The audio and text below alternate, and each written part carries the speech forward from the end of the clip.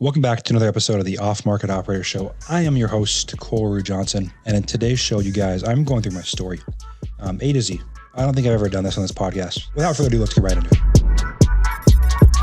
So one of the main questions I get a lot is, what's my story? And I wanted to make a specific podcast about this because I feel like so many of you guys out there feel like you're alone in your journey, dark and cold, it's anxiety driven. And I'm going to give you the raw, real, very raw. I haven't gone this raw before. So I did a program called Running Start in high school. And Running Start is a program where in my state, Washington, where I grew up, Bellevue, Seattle area, suburb of Seattle, you do your junior and senior year of high school at a junior college, right? So you still can play sports for your high school team. You still can show up and be involved in assemblies and Tolo and prom and yada, yada, yada. And I did that to play basketball. My dream was to play college basketball. I was not the most naturally talented or gifted kid. I'm tall, I'm 6'4"-ish, but I wasn't the most naturally talented, gifted basketball player. Growing up, I had to work. I worked every day. Eventually got the MVP of my school. My wife makes fun of me anytime I bring that up, living my old glory days. But I'm going to tell it here.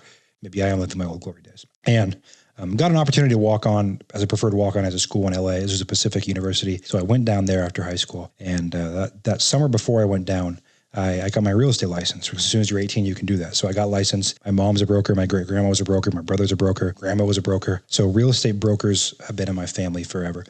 I never learned a lot about the business. I never loved the business, but I did realize that, hey, I want to be in real estate. I remember sitting in class in high school and being sickened to my stomach with even the thought of working for someone else.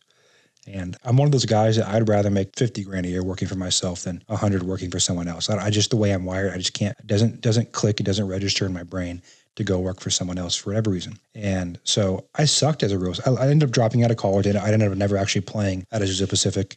I went down there, did some open gyms with one of my buddies, Will, who went down there, got around the team a little bit, met the guys, and ended up dropping out. And that was one of the scariest decisions I made in my life. I remember a random Tuesday, I left accounting class, like, this is clearly not for me. I drove home in my Volvo S60, my car I got when I was 16 that I still had. Drove home from Azusa, which is Eastern LA, to Seattle, 19, 20-hour drive over 2 days that I did it. Saw some buddies on the way home. One buddy that lived at Cal Poly, one buddy that went to a school called the Weed University in Northern California, where he played football, and eventually made it my way home. And I remember getting there and going, holy crap, what did I do? What did I just do? And I remember I was reading a book called Tools of Titans by Tim Ferriss and trying to mentally, I call it mental masturbation. It's just constantly consuming information and not doing any action. And I moved into my parents' basement and I did open houses during the day. I showed buyers homes for other agents, cold called expireds. I went to sales meetings. I did everything that a good real estate agent does.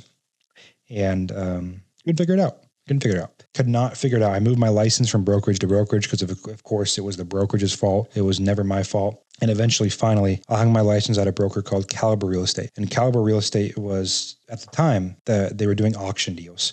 So they would go and they'd go to the auction, they'd find deals, and they'd pre-sell them to their investors on Thursday nights. So Thursday nights, they bring in investors, they pre-sell the deals, they take checks to the auction, and they'd make an assignment fee. That's when I learned about wholesaling. And this blew my mind. I'm like, oh, I don't have to show houses. I can still try this. And at this time, I was probably making minimum wage, like Taco Time McDonald's wage. And that was a very challenging time of life, to say the least. And I was looking online. I was trying to do e-commerce at the time. I was drop shipping through Shopify with products from AliExpress. I was very entrepreneurial. I was coaching basketball to make a little money. I was doing open houses to make a little money. I was trying to trade Forex and stocks and all the other get-rich stuff you see on TikTok and Instagram. Wasn't making any real money. Nothing crazy.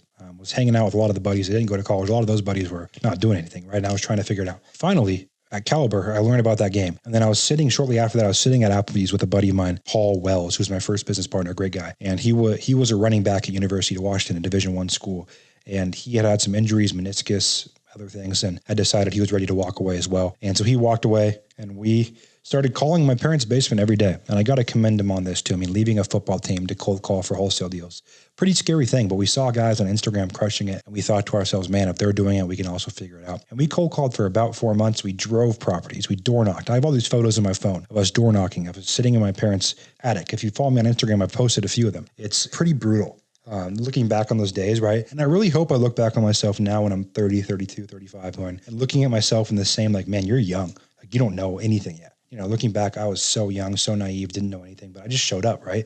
And showing up every single day is what most of success is, and most of scaling is, and most of what building a meaningful company is about. And that's really how we eventually got to our first deal. Our first deal came by luck. Although we were cold calling for 4 months, it came from a real estate agent who was my mom at the time, who had a client she didn't want to put on the market. She brought it to us as an off-market deal. We found the buyer. We sold it as a development deal. We made $105,000. We paid her $40,000, paid someone else $20,000, and we're left with about $45,000. And that was mind blowing. I mean, I still have the picture on my phone. Again, I posted that on Instagram. You guys can go find it. My $105,000 check from my first deal. Picked it up in person, right? Most people get wires. I wanted that first check in person. Picked it up in person. We didn't do another deal for a couple months. Eventually, we did our next deal for $5,000. And then we went to an event. We kept going to events and kept trying to learn, which you guys are watching this. I'm guessing a lot of you guys are in that phase of learning, or you're trying to really grow and source off-market deals and figure it out. We're just trying to learn, man. We're trying to learn. And so we flew to Arizona, flew to Florida, staying in cheap hotels, going to events, spending money, losing money, wasting money, trying to learn. Did one deal. That deal turned to the next one. And then probably 5 or 6 deals in, we went and we signed a 3-year personally guaranteed office space in Renton, Washington. And if you guys haven't been to Renton, it's a pretty nice area now. But we were in Benson Hill, which is a pretty hood area, right? There was bullet holes in our windows in our office that never got fixed. Raggedy old office. We were bringing in buddies on break from college to come work in our center and try to do sales that were all frat guys, having wine Wednesdays, doing crazy stuff. That's when we hired our first guy, who ended up being my second business partner in this wholesaling business, Mike. And I talk a lot about business partners, you guys. I've had great ones. I still have great ones. And I've had ones from my youth that were more on like loneliness than they were of scale complement, of us complementing each other in scales. And I have no regrets in any of them. We made a lot of money together, did a lot of cool things together. It was great for my growth. I'm sure great for their growth.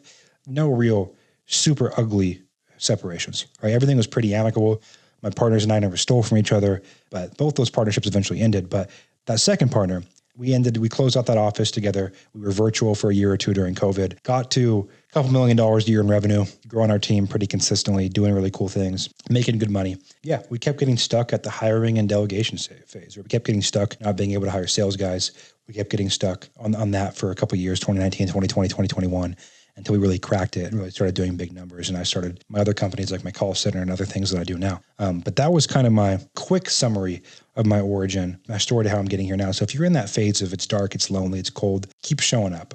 I've been up at night with the pit in my stomach. I felt the stress. I felt the anxiety. Trust me, if you feel like you're in your gut, you're headed the right direction, show up the next day. You do that for 4, 5, 6 years. I'm almost a decade into my entrepreneur journey. You do it for a decade, you'll be in a place you couldn't even have imagined if you were actually putting the time, energy, and effort. So I'm rooting for you.